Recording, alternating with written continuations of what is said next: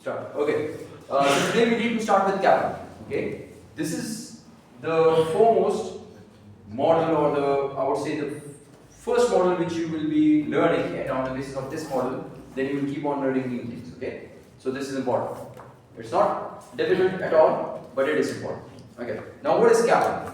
It is called as capital asset pricing model. Okay. What does it tell you? What does this model tell you? It tells you about the relationship. Relationship between what? Relationship between risk and return. And which return? Expected return or required return. Okay? So this model describes the relationship between risk and expected or required return. Now what does it tell us? कि ये relationship क्या है? ये बताता है, in this model, a security's expected required return. A security's expected required return is equal to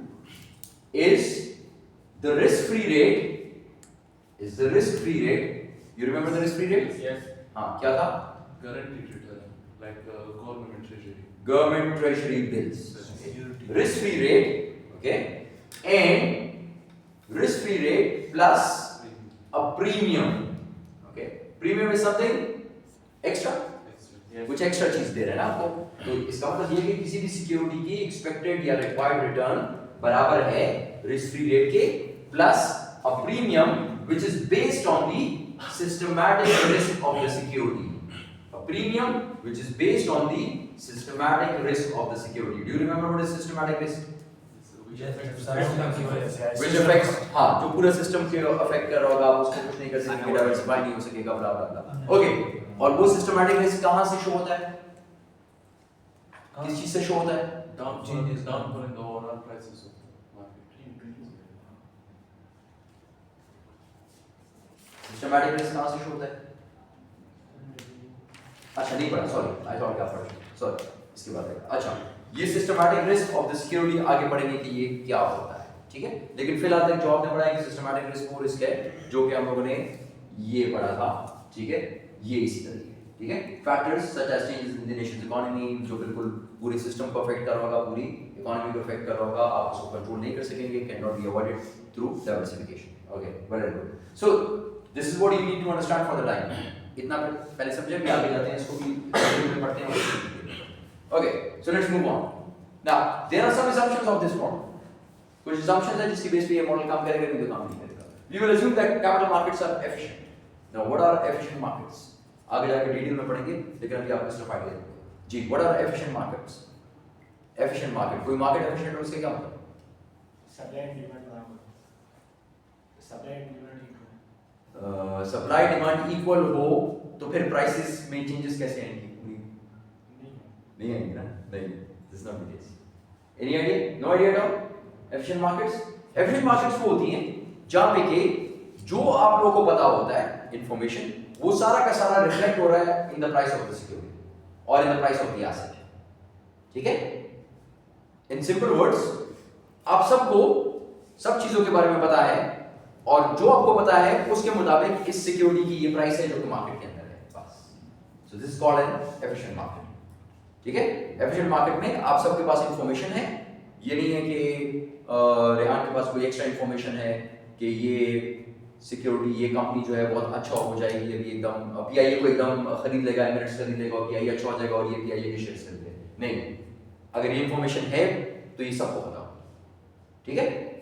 यानी जो भी इंफॉर्मेशन है वो सबको पता है और वो सब वो जो प्राइस ट्रेड जिस पे हो रहा है उसके अंदर वो रिफ्लेक्टेड है.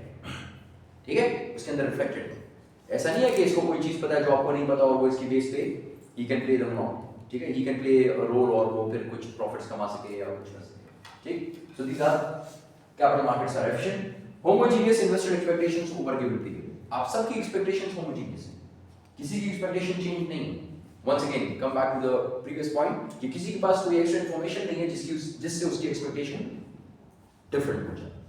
सबकी एक्सपेक्टेशन सेम है.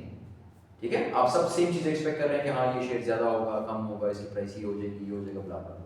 Okay, so homogeneous investor expectations over given period. Risk free asset return is certain. हम लोगों ने कहा था रिस्क फ्री एसेट का रिटर्न सर्टेन constant. ठीक है। तो यहाँ पर ये assume करना है कि हाँ सर्टेन है। So we will not assume कि कहीं पे गवर्नमेंट डिफॉल्ट हो जाएगा या कुछ हो जाएगा। सर्टेन रिटर्न ये आपको मिलेगा T-bill वाला। Use short to intermediate treasuries as a proxy। और फिर करना क्या है, शॉर्ट टर्म या इंटरमीडिएट टर्म की जो भी गवर्नमेंट की सिक्योरिटीज हैं उसको ले लें एज अ प्रॉक्सी, यानी उसके रेट को यहाँ पर आप लें। ठीक, हम लोग नॉर्मली यहाँ पे T-bill का रेट लिया करेंगे और वो भी government obviously T-bill would be by the government और उसमें भी हम देखेंगे जो सबसे शॉर्ट टर्म है उसका रेट। ठीक, okay. Market portfolio contains only systematic risk. Now what is this market portfolio? Termination of assets. Market portfolio, portfolio क्या है? Assets होते हैं। Assets का combination है। तो market portfolio का क्या मतलब? Market में जितने Market में market में भी जितने Market Different में type assets of हैं। markets like Different types of markets. जी, what else? जितने asset market में available जितने एसेट तो मार्केट में कितने एसेट्स हैं? तीन, वो सारे। अच्छा, देखिए होता इस तरह है कि जब भी कोई मार्केट होती है ना, उसका एक मार्केट पोर्टफोलियो होता है जो कि उसका एज अ प्रॉक्सी उसके लिए एज अ प्रॉक्सी बिहेव कर रहा होता है। जिस तरह के talk about Pakistan stock exchange, ठीक है, पाकिस्तान स्टॉक एक्सचेंज में आप लोग ये नहीं देखते कि सारे शेयर्स ज्यादा हो रहे हैं सारे शेयर्स कम हो रहे हैं, आप एक इंडेक्स देख रहे होते हैं व्हिच इज कॉल्ड PSX 100। अब पूरी 100 कंपनीज नहीं है स्टॉक एक्सचेंज में, स्टॉक एक्सचेंज में समवेयर अराउंड 650 630 ठीक है कंपनीज है। अब आप उन सबको नहीं देख रहे, you are looking at one index which has 100 companies और वो 100 कंपनीज वो कहते हैं बेस्ट परफॉर्मिंग कंपनीज। ओके, तो आप उसकी बेस पर मार्केट का वो कर रहे हैं। हाँ, यानी अगर आप कह रहे हैं ना कि मार्केट अच्छी है या खराब है, तो आप ये नहीं देखते कि 1 से 550 या 650 तक सब कंपनियां अच्छी हैं कि खराब हैं, नहीं, आप 100 इंडेक्स देख रहे होते हैं। 100 इंडेक्स ज्यादा जा रहा है तो आप कहते हैं yes the market is good, ठीक है, वॉल्यूम ज्यादा हो रहा है, वॉल्यूम तो खैर ओवरऑल होता है, इतना चला गया इंडेक्स, इतना ऊपर चला गया, इतना ऊपर चला गया, ठीक है, तो ये आप देख रहे हैं। So that is what as the market portfolio. तो वो कह रहा है कि जो मार्केट पोर्टफोलियो है it contains only systematic risk. ठीक, सिस्टमैटिक रिस्क कौन सा है, जो कि ओवरऑल है सबके लिए। तो इसका मतलब ये है कि जो मार्केट पोर्टफोलियो है उसके लिए सिर्फ एक ही रिस्क है and that is systematic risk. मतलब अगर कुछ खराब हो गया खुदा ना खास्ता पूरी नेशन के लेवल पे तो वो उसको अफेक्ट करेगा, अदरवाइज कुछ नहीं करेगा। बाकी चीजें अफेक्ट नहीं करेगी। So market portfolio contains only systematic risk. अब मार्केट पोर्टफोलियो के लिए कौन सा प्रॉक्सी इस्तेमाल करें, जिस तरह यहां पे उसने कहा कि रिस्क फ्री के लिए प्रॉक्सी इस्तेमाल करें T-bills, तो मार्केट पोर्टफोलियो के लिए कौन सा प्रॉक्सी इस्तेमाल करें S&P 500। अब ये एक पर्टिकुलर मार्केट का इंडेक्स है, पाकिस्तान का इंडेक्स हम लोगों ने कहा PSX 100 है, ठीक है। अगर आप लोग जापानीज हैं तो निकी इंडेक्स होगा, ठीक है। तो आप जहां पर है हाँ, तो आप जहां पर भी हैं वहां पे उसका अपना इंडेक्स होगा, उसको एज अ प्रॉक्सी ले लेंगे और उसका सिस्टमैटिक रिस्क जो है वो रिस्क होगा उसका, ठीक है। क्लियर हो गया, ये सारी assumptions होंगी तो ये चीज काम करेगी जो यहाँ पे लिखी हुई है। हम कहते हैं कि ये चीज का तब काम करेगा जब इन सब बातों को आप अज्यूम करें कि ये हैं, ठीक है। Got the idea, theory clear हो गई। अब इसको फर्दर पढ़ते हैं कि प्रीमियम क्या है, आरएफ का तो आपको अच्छी तरीके से पता चल गया है कि क्या है, ये प्रीमियम और ये सिस्टमैटिक रिस्क ये दोनों क्या है। सो मूव ऑन, ये चीज, ठीक है। Characteristic line. Now what is this characteristic line? This characteristic line shows a relationship between this and this, ठीक है। ये एक स्ट्रेट लाइन है, equation of the straight line किसी को याद है? Yes. Ji, AX plus C. Straight line. AX plus BY equal to C. y equals a plus bx या y is equal to mx plus c, या AX plus C. That is nice. हाँ चलें ax कर दें, ax कर दें इसको plus c, ठीक, जो भी है। इक्वेशन ऑफ स्ट्रेट लाइन, ये स्ट्रेट लाइन है, ओके। और ये किस किस का रिलेशनशिप शो कर रही है? ये कौन सा एक्सिस है? x, और ये कौन सा है? y। x पे कौन सा आता है variable? Market portfolio, expected return. कौन सा वेरिएबल आता है? Dependent. डिपेंडेंट आता है, डिपेंडेंट आता है, डिपेंडेंट आता है, इंडिपेंडेंट आता है। वो तो कह रहे हैं इंडिपेंडेंट आता है। Independent. इसको गौर से, इसको देखिए गौर से, इसमें कौन सा डिपेंडेंट है? y डिपेंडेंट है ना। सो y is dependent on x, तो x पे कौन सा आता है? इंडिपेंडेंट, और y पे डिपेंडेंट। अच्छा, अब अगर मार्केट है, उसके अंदर एक मार्केट का पोर्टफोलियो है, जिस तरह मैंने कहा PSX 100, और आपका एक पर्टिकुलर शेयर है, लेट्स से PIA या कोई भी आप ले, ठीक। तो अब मुझे ये बताएं PIA के रिटर्न्स और ये मार्केट पोर्टफोलियो जो मैंने बनाया, ये रिटर्न्स कौन से रिटर्न्स किस रिटर्न्स पे डिपेंडेंट होंगे? मार्केट पोर्टफोलियो का जो रिटर्न है वो PIA पे डिपेंडेंट है। PIA पे डिपेंडेंट, PIA मार्केट PIA का रिटर्न मार्केट पोर्टफोलियो पे डिपेंडेंट है। तो इस वजह से मार्केट पोर्टफोलियो जो है X पे आ जाएगा, और जो भी आपका स्टॉक है, PIA है, शेल है किसी का, PSO है, वो आ जाएगा Y। ये बात भी क्लियर होगी? ये बात क्लियर होगी? अच्छा, अब आगे फर्दर जाते हैं। अब यहां पर लिखा हुआ है एक्सेस रिटर्न। अब ये एक्सेस रिटर्न क्या चीज होती है? Any idea? Excess return, excess किसे कहते हैं? मतलब मार्केट से ज्यादा है। ज्यादा। एक्सेस का मतलब है ज्यादा, किसी भी चीज से ज्यादा, ठीक है। अब एक्सेस रिटर्न का मतलब ये है, अगर आपका स्टॉक है लेट्स से PIA, और PIA कमा के देता है किसी एक दिन रिटर्न देता है 10% का, तो आपने इस ग्राफ को बनाते हुए इसको, इस लाइन को कंस्ट्रक्ट करते हुए एक्सेस रिटर्न लेंगे, 10% नहीं लेना, आपने क्या लेना है? Access return. एक्सेस रिटर्न का क्या मतलब है? एक्सेस रिटर्न का मतलब है returns are excess returns and have the riskless rate already subtracted from it. तो अगर PIA का रिटर्न है 10% और आप कह रहे हैं कि नहीं यहां पर तो एक्सेस लेना है, तो फिर आप इसमें से रिस्कलेस रिटर्न जो, रिस्कलेस रिटर्न कौन सा है? रिस्क फ्री वाला जो है, रिस्क फ्री का रिटर्न कितना है? लेट्स से इकोनॉमी में नॉर्मली, हमारी इकोनॉमी में होगा समवेयर अराउंड, आजकल के हिसाब से शायद 6% के आसपास हो, ठीक है, 6 के आसपास होगा, नॉर्मली 4 के आसपास होता है, थोड़ा हम तेज जा रहे हैं, शायद 6-7% के आसपास होगा, ठीक। Can pause? So now we've seen that the risk-free rate in Pakistan T-bill 3 months T-bill is almost 13.7%, which is quite high. Okay, so now you know the risk-free rate, and there is a premium, and we said it is related with the systematic risk. Okay, so first we need to find out excess returns. How do you find out return? RI multiplied by PI, expected return. Did I say expected return? No, sir. I said return Dividend Dividend minus P exactly. Dividend Old price minus plus the change in price divided by the old price. Okay. So that's how you find out the return on a stock. So let's say if there is a stock PIA and you are doing daily returns, so you will find out the price for the previous day, the price for today, the change in price, and then divide by the previous price. This will give you return. But then you need to subtract risk free from it to get the excess return. Remember, I need excess return for this relationship. ठीक है? मुझे इसके लिए excess return चाहिए. तो इस तरीके से मैं excess return stock का भी ले लूँगा. By the way, this is your final assignment. ठीक है? You need to do that.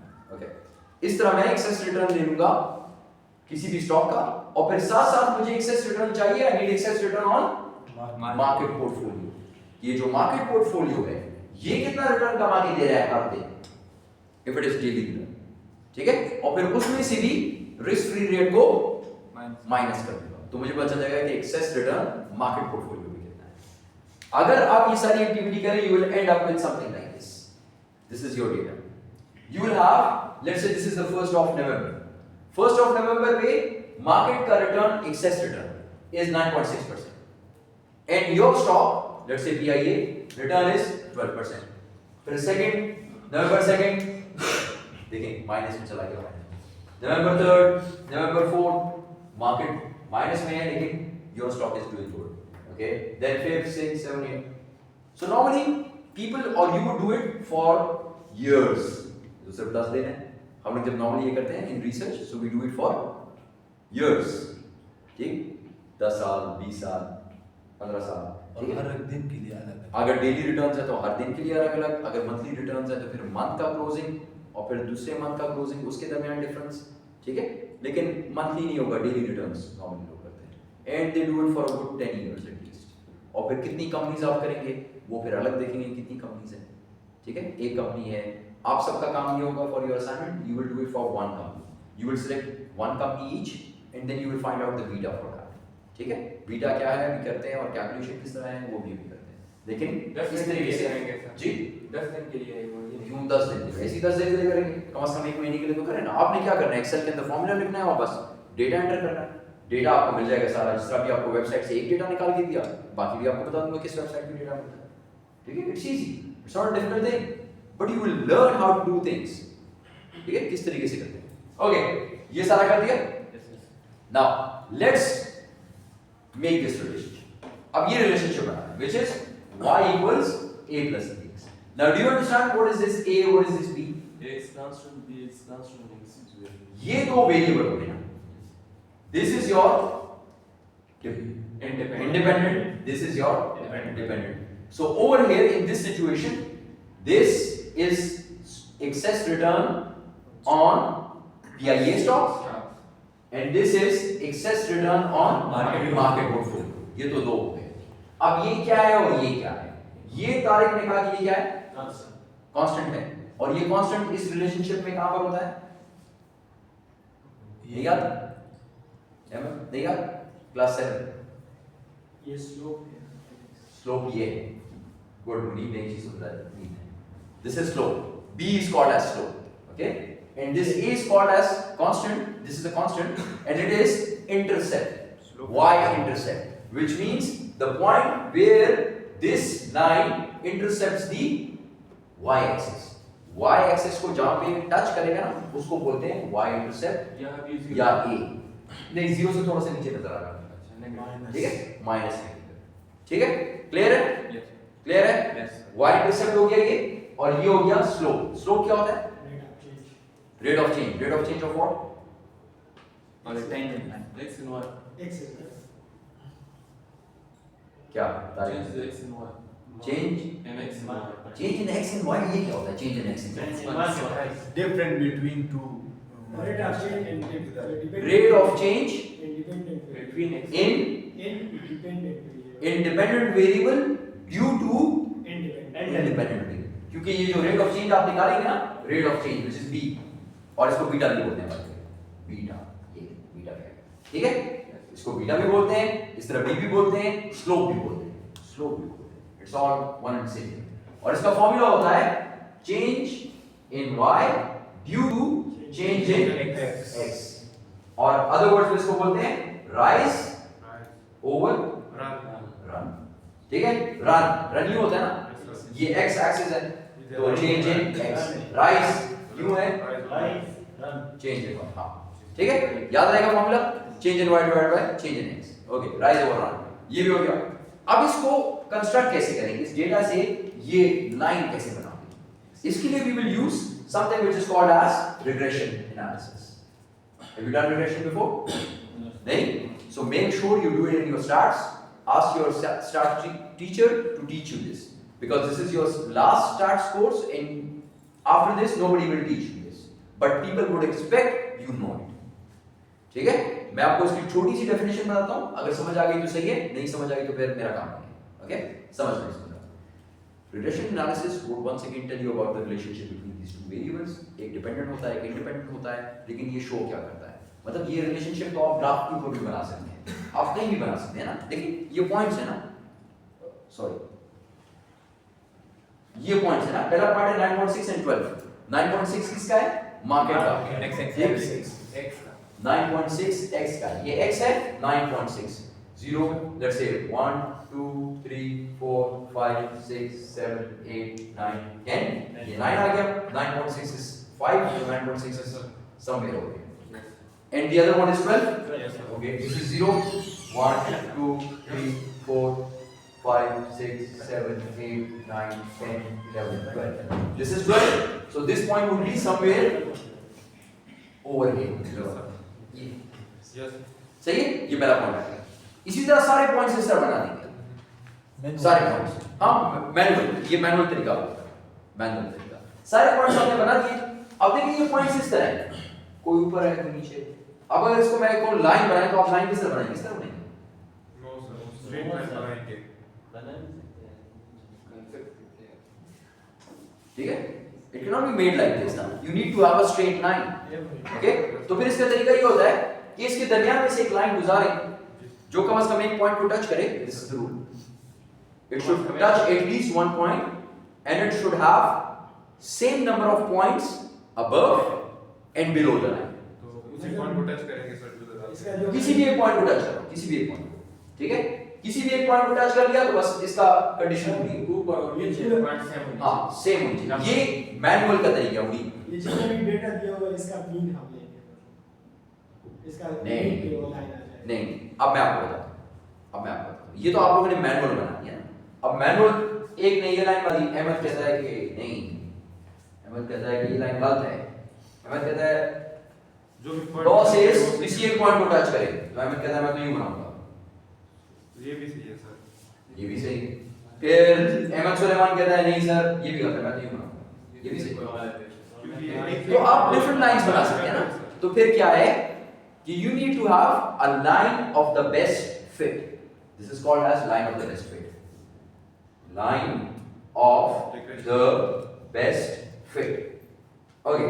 अब ये line of the best fit क्या है? Regression कहता है कि जो मैं लाइन मैं बना के देता हूँ, regression is a statistical tool, कहता है सबसे अच्छी लाइन। क्यों अच्छी? Regression says that what सुनिएगा?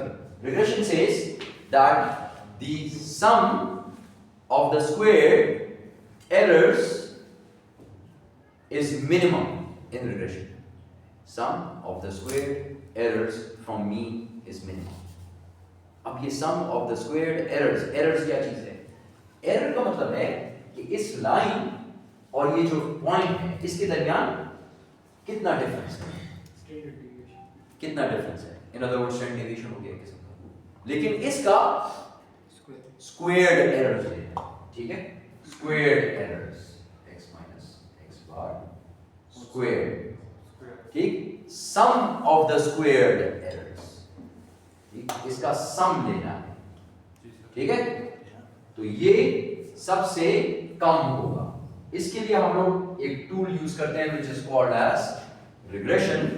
And how do you run it और how do you do it? वो फिर एक लंबी स्टोरी है। स्टार्ट्स के अंदर हम लोग स्टोरी को शॉर्टकट करते हैं एक्सेल के अंदर। हम क्या करते हैं?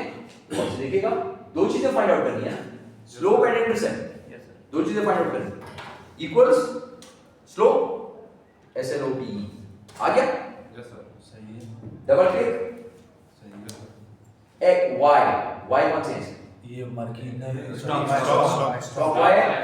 ये ले first value, drag it down till the last value, हो गया, कॉमा, अब आ जाए x की value yes sir. First and then last, हो गया, ब्रैकेट क्लोज, डन। बस और अगर आप इसका टेबल बनाते स्टैट्स में और उसको सॉल्व करते 10 वैल्यू का टेबल मेरे हिसाब से कम से कम if you are good at it 15 minutes at least, जी सर। एटलीस्ट ये हमारे पास रिग्रेशन वैल्यू है सर। या आ गया, बेस्ट है। 0.59 आ गया। अब व्हाट डज दिस 0.59 मीन? अब ये देखिए, व्हाट डज दिस 0.59 मीन? अब वापस आ जाएं इस पे।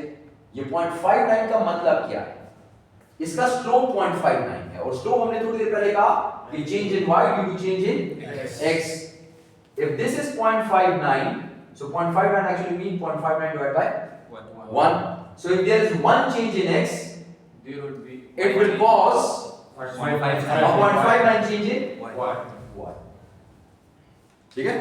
अब जरा इस हमारे रिलेशनशिप को देखें, मतलब हमारा रिलेशनशिप मतलब ये वाला आप लोग करेंगे, ठीक है? आप लोग रिलेशनशिप बड़े स्ट्रेंज रिलेशनशिप, ठीक है? Complicated.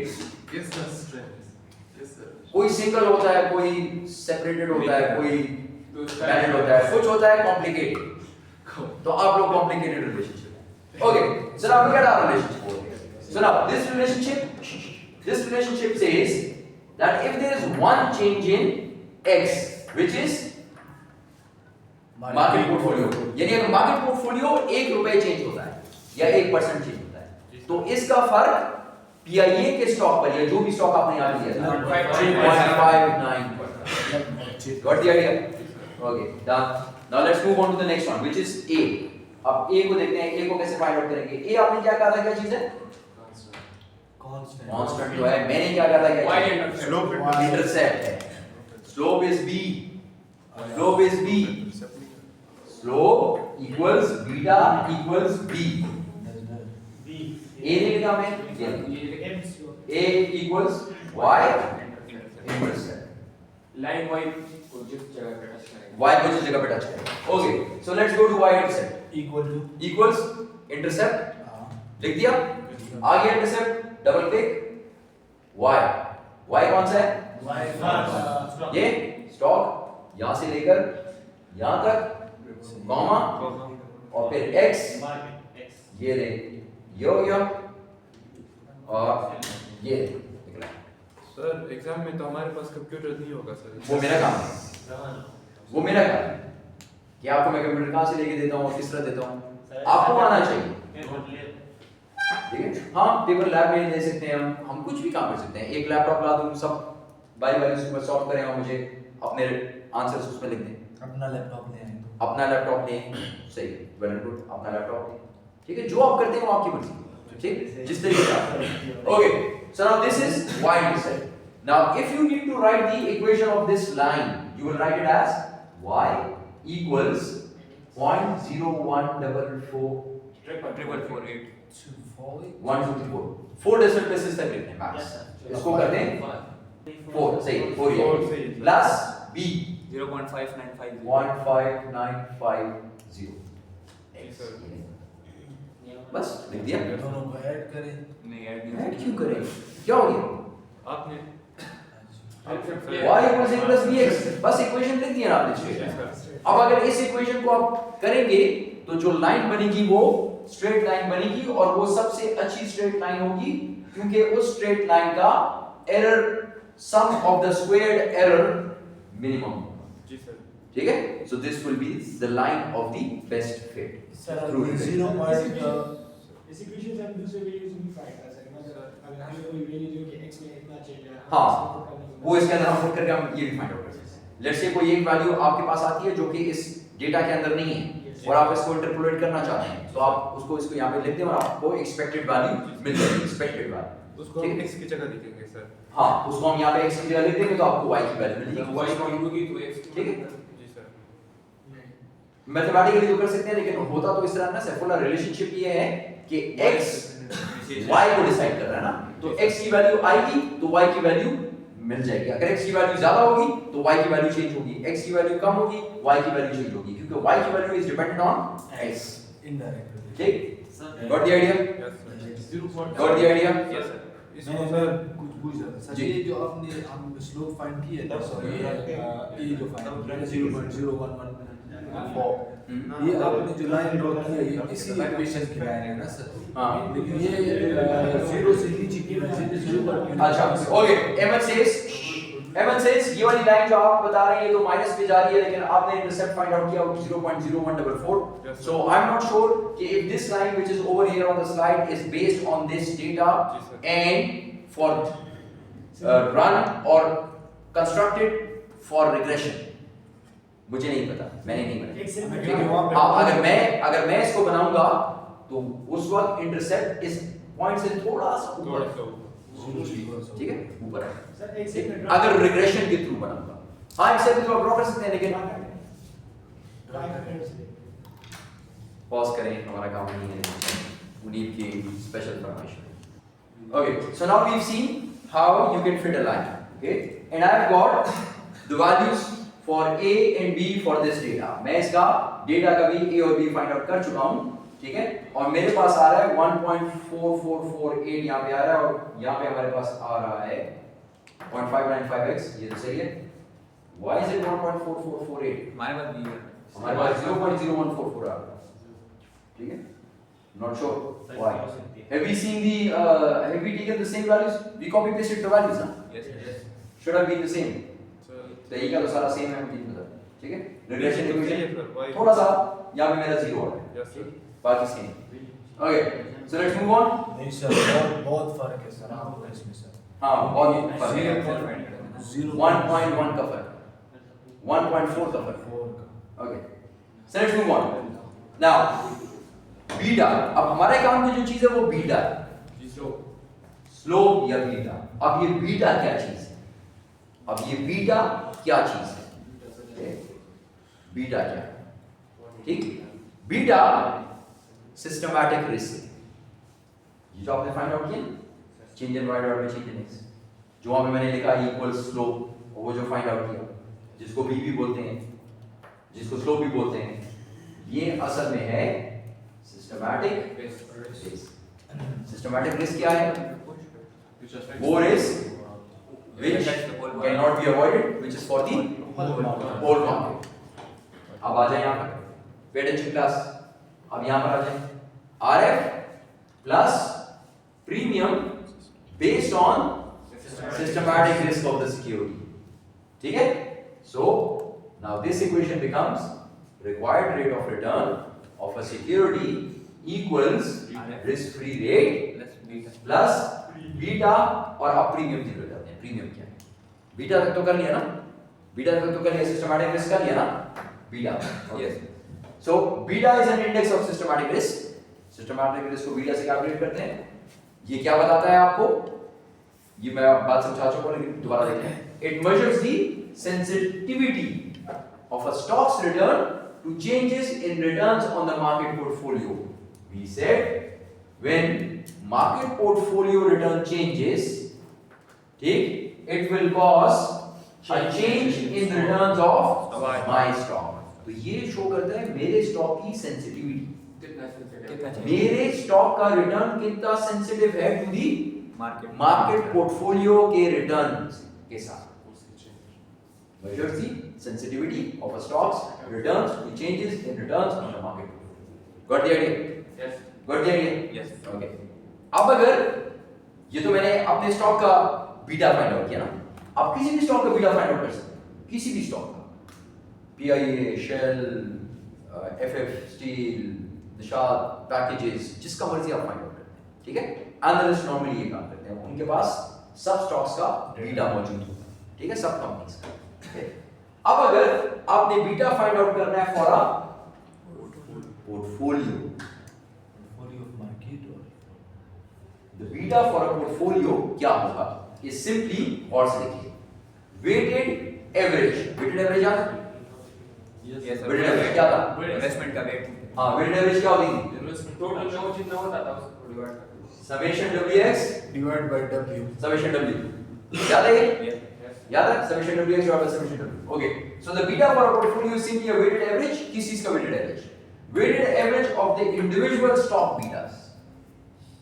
Individual stock betas in the portfolio. आपके पोर्टफोलियो में कितने स्टॉक्स हैं? 10 है। 10, ठीक है।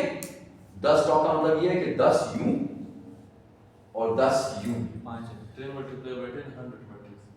ठीक है। मैट्रिक्स कितना बड़ा बना, याद आ गया? Yes sir. ठीक, एग्जाम में अगर आ गया तो बढ़ गए। ठीक है, ओके।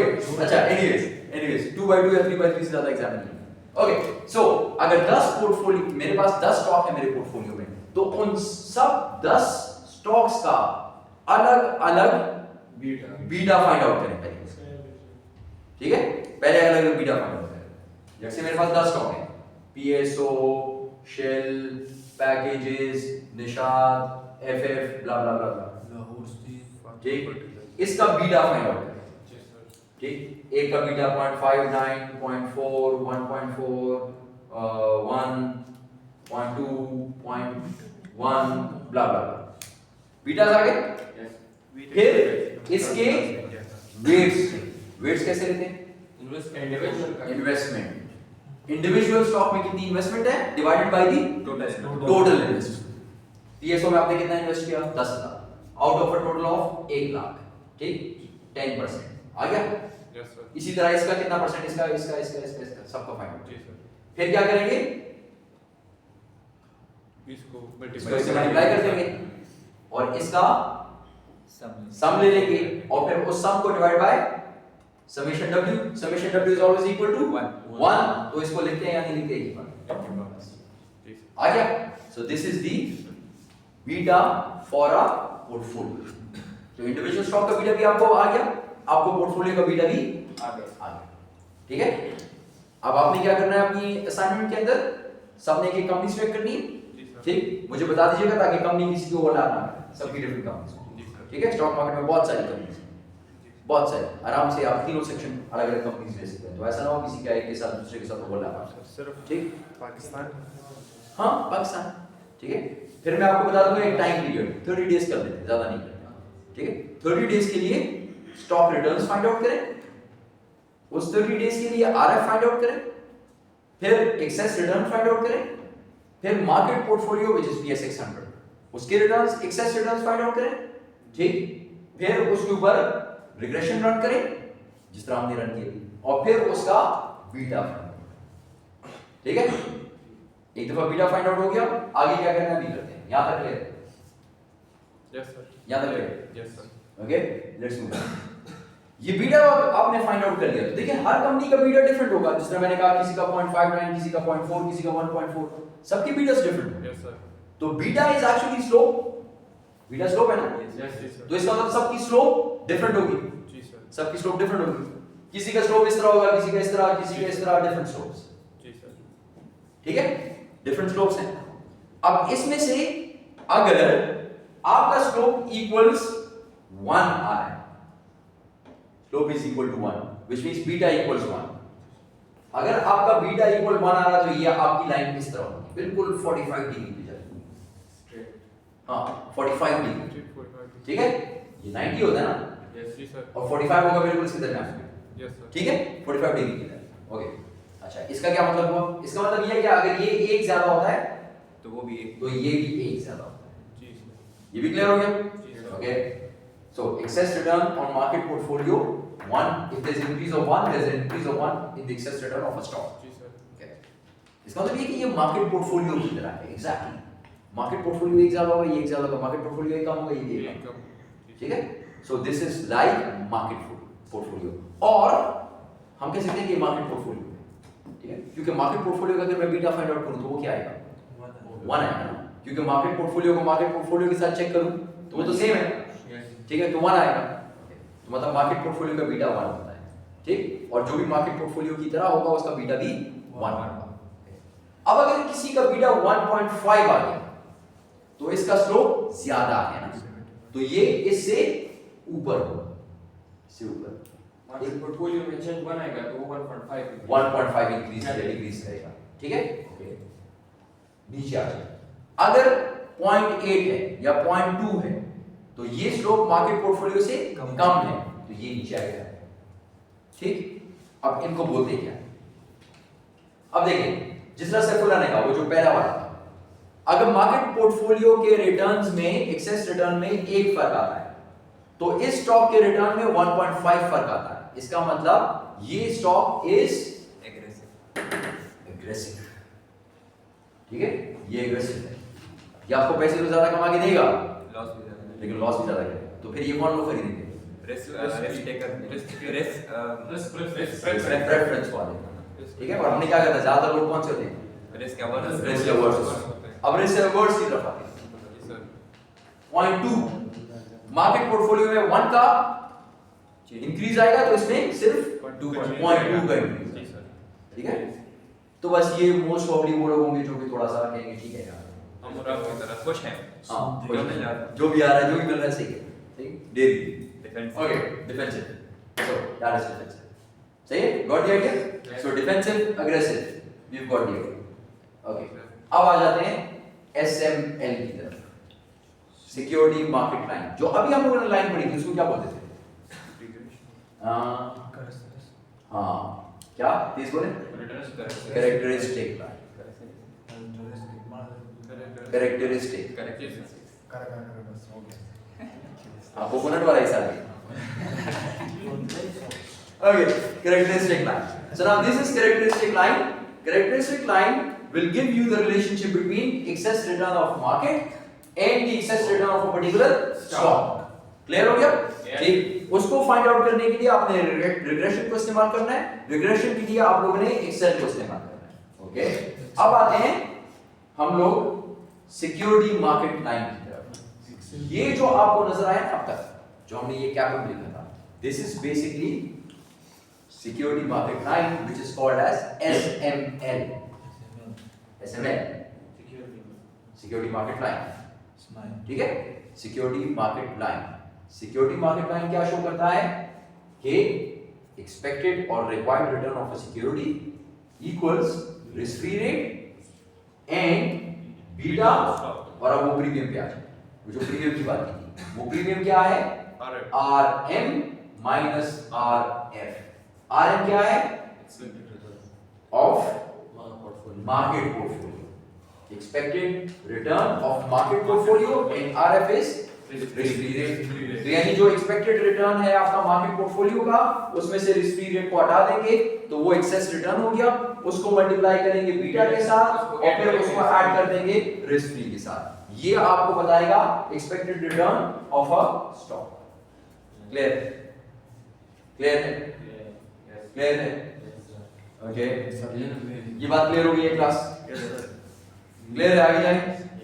अब अगर इसी को सर ये लिखते हैं ना सर, ये लिखते हैं। ओके, इसमें आरजे कहां से आया? आप आरजे नहीं, आप आरआई लिखते हैं, आरपीआई ये लिखते हैं, आरपीएसओ लिखते हैं, आपकी मर्जी। मतलब किसी भी स्टॉक का रिटर्न, इंडिविजुअल, किसी हाँ इंडिविजुअल, किसी भी स्टॉक का एक्सपेक्टेड रिटर्न किस चीज के बराबर है या रिक्वायर्ड रेट ऑफ रिटर्न किस चीज के बराबर है।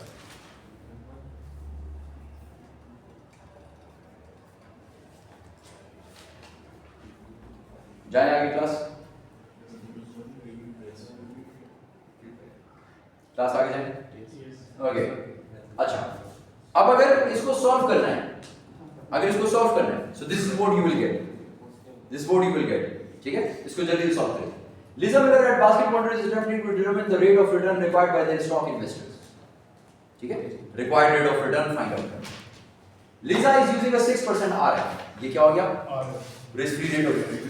And a long term market expected rate of return of 10%. क्या है? क्या सर?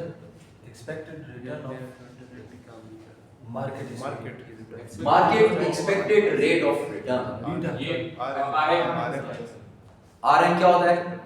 मार्केट पोर्टफोलियो का रिटर्न।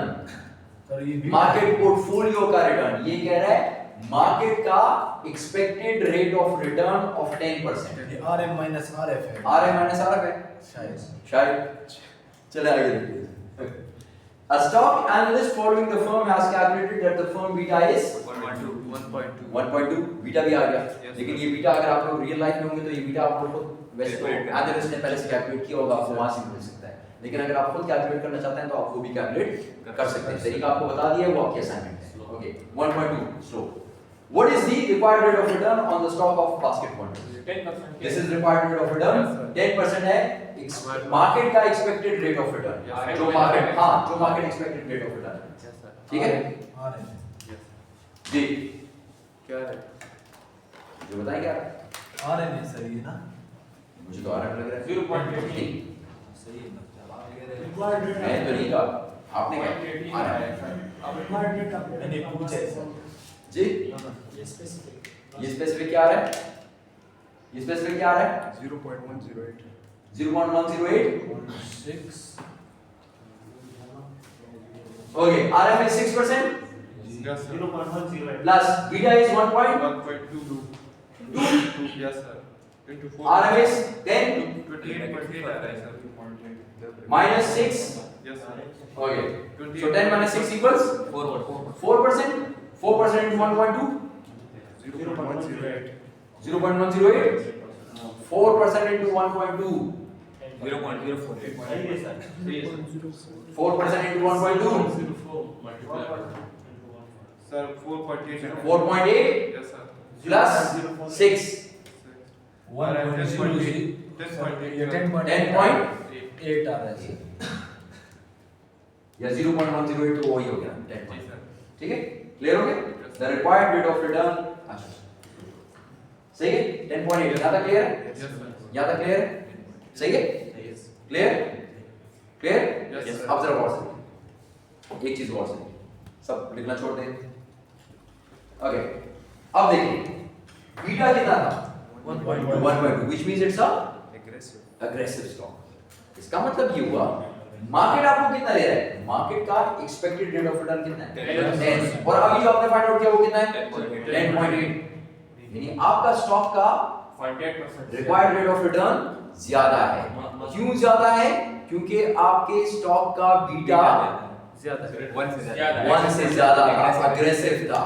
अगर इसी बीटा को मैं 0.2 कर दूं, इसको जरा 0.2 करके चेक करें, Yes, sir. 0.2 करके चेक करें। फिर कम आएगा सर। कम आएगा, फिर मार्केट से कम आएगा। कम हो जाएगा, करें कितना आएगा? अगर 0.2 हो जाए 6% आ रहा है 6.8%. 6.8%. So that means it all depends on the beta. ये सब इस बीटा पे डिपेंड करता है, ठीक है? तो बीटा अगर अग्रेसिव होगा 1 से ज्यादा होगा तो रेट ऑफ ज्यादा होगा, और अगर बीटा 1 से कम होगा तो ये required rate of return market से कम होगा। Got the idea class? Got the idea? बस सिर्फ आपको ये ग्राफ समझाना है, ये वाला, ये जो अभी आपको बात बताई वो इसी के अंदर है, लेकिन आपको ये बता देता हूँ कि ये क्या है, और and then we will call it off, ठीक है? और इस ये जो पर्टिकुलर आज की डिस्कशन है इसके ऊपर हम लोगों ने एक 14 मिनट्स की एक छोटा सा रीकैप वीडियो भी बनाई है दूसरी क्लास की, ठीक है? So you can watch that as well in case you do not want to watch the whole video for this class, okay? अच्छा जी, अब देखिए ये आपके पास सिचुएशन है, हमारे पास आरएफ है 6%. ठीक, ये सारा आरएफ जी sir. Which is the risk free. किसी भी स्टॉक का required rate of return RF plus something होगा, Yes. RF plus something, Yes. Okay? यानी आरएफ से ऊपर, अगर किसी ठीक। ने RF ना लिया हो तो मतलब ऐसी सिक्योरिटी ना ली हो जिसमें रिस्क ना हो तो देखें ये उस सिक्योरिटी पे बेस नहीं कर रहा, हम कह रहे हैं कि किसी भी सिक्योरिटी का required rate of return RF से ऊपर होगा। अच्छा ऊपर होगा। हाँ, अगर नहीं है तो फिर आप आरएफ क्यों नहीं ले रहे?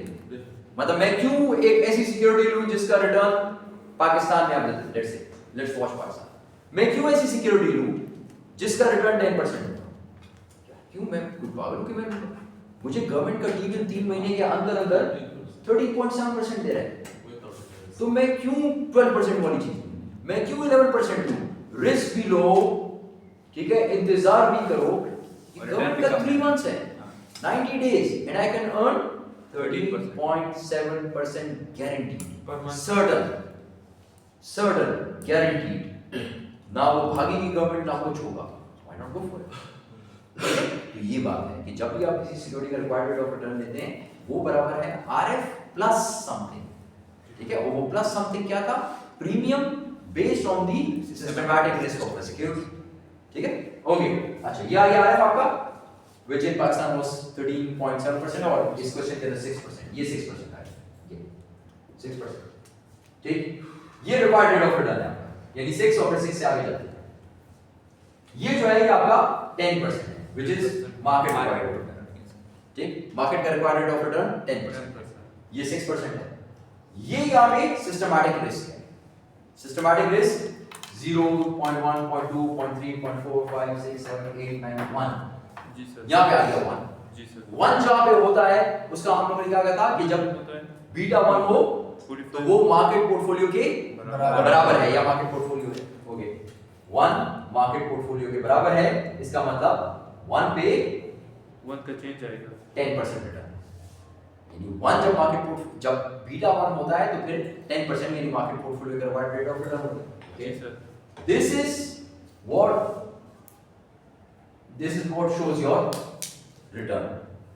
इसका मतलब यह है कि जब मैं 0 से मूव करता हूं आगे towards 1, जी सर. Return ज्यादा। my return, ठीक है, या required rate of return increases from 6 to, देखें 10%। अगर इस जगह पे आ जाए तो 6 से ऊपर हो गया, इस जगह पे आ जाए तो इतना हो गया, और जब 1 आ जाएगा it will be equal to 10 और मार्केट के बराबर, और जब 1 से ज्यादा हो जाए बीटा में मार्केट तो फिर मार्केट से ऊपर चले Got the idea? Yes.